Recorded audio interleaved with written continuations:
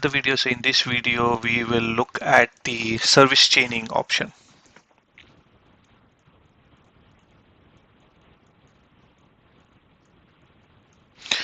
Alright, so what my requirement is that whenever the branch 1 LAN is trying to communicate with branch 2, I want to go via data center and I want to pass it to the firewall, then go back to the branch 2.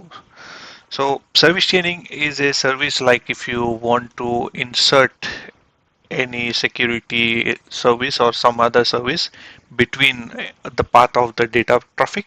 That's what you can do. So in my scenario, I am placing the ASA, so you can also place the IPS if you like. So there are like multiple different types of services, and you can also have your own custom application, maybe some kind of application through which you want to pass through. Now the configuration is pretty much straightforward on my ASA. So on the ASA, gig 0/0 will be the inside interface, and this will be 10.20.101.0/24 network, and this will be the outside interface, that will be 10.20.111.0/24. Okay, so this I've already configured the interfaces. That's nothing new. So I think you should be able to configure those interfaces, and also the ASA configuration. I will show you that. Show interface IP brief, that is the two interface only, or if I say show IP, you can see that gig 0/0 is inside and gig that one is the outside, gig 0/1. Alright, so let's go ahead and configure our service chaining. Alright, so let's start off. So service chaining. So first thing what I'm going to do is that since I will be using VPN 10 as my first scenario.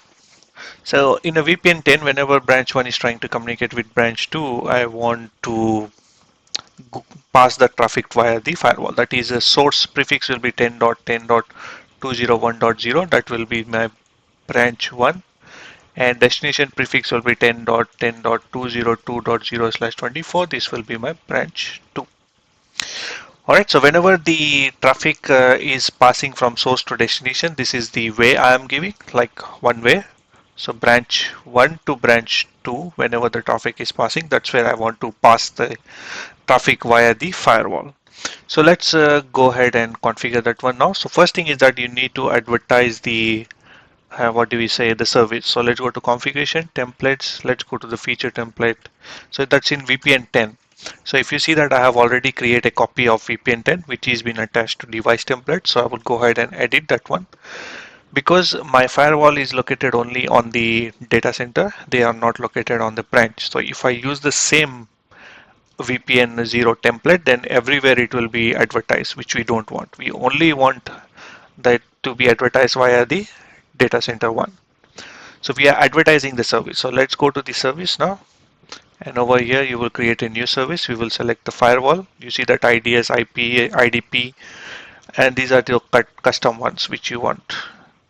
So currently it's a firewall, and the inside interface is 10.20.101.10. That is the IP address. And I don't want to track it. If you track it, it will send a ping every second, which we don't want. So that's fine. So that's it. So once we advertise that service now, we should have that information on the vSmart. So when this is being pushed, so we should see everything in the vSmart like this. So if I go ahead and if I say that show OMP service firewall, and you see that it is showing me that service now. So it's saying that there is a service firewall advertised from the data center, that is 101. Okay, and also I think from the DC admin show VPN 10, show VPN 10.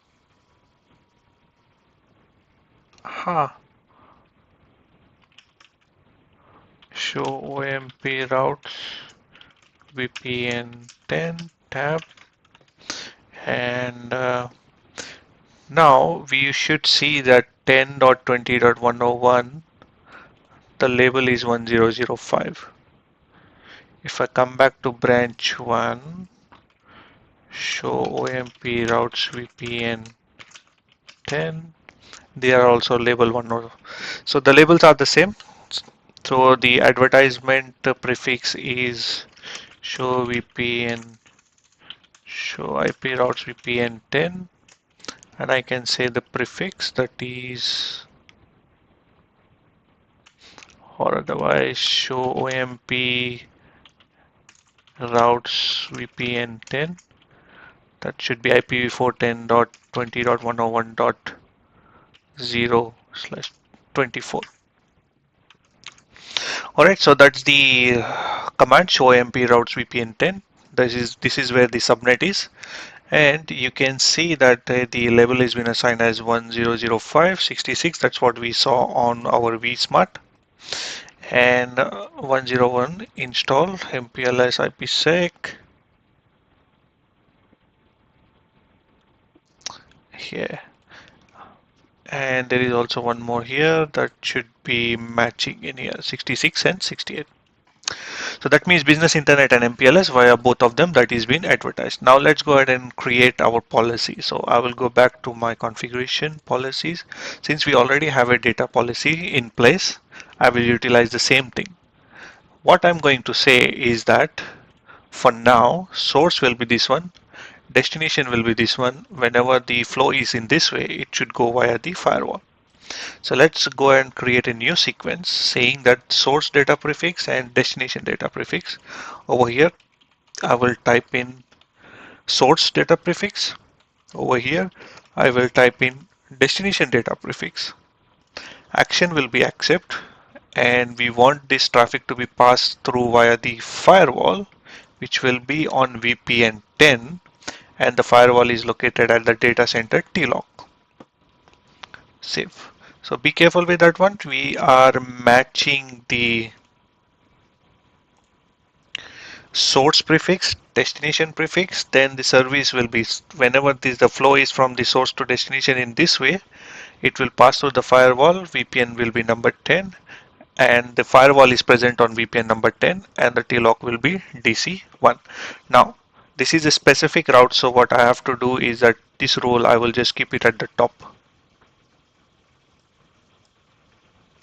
So at the very top, this is the first rule, because when the packet comes in, it will match these policies and it will just go directly via the data center. It will not pass through the firewall. So I have to make sure that whenever this is a specific policy, source and destination should be this one. This should be firewall, number 10, and data center. So click on save data policy and push it to the vSmart. So let me go back to the EVNG and I will start capturing the packet on gig 0/0, which is the inside interface of the firewall.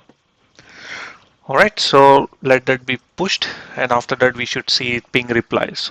So now what I will do, I will go to this router, branch 1 router, and I will say that I want to do the ping to 10.10.202.11. That is my branch 2 router. Repeat will be maybe 100 times for now. See that I'm getting the response, and here you see that I'm getting that one. So if I go back to ASA, if I say show connection details, and I should see that ICMP traffic that is being passed through.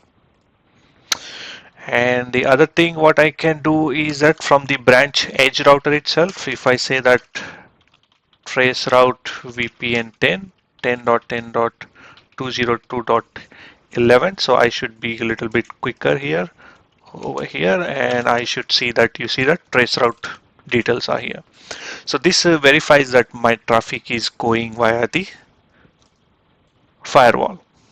So our lab has been accomplished, saying that whenever I want to insert any service, I have inserted the ASA service firewall, and from communicating from branch 1 to branch 2 LAN, I am passing the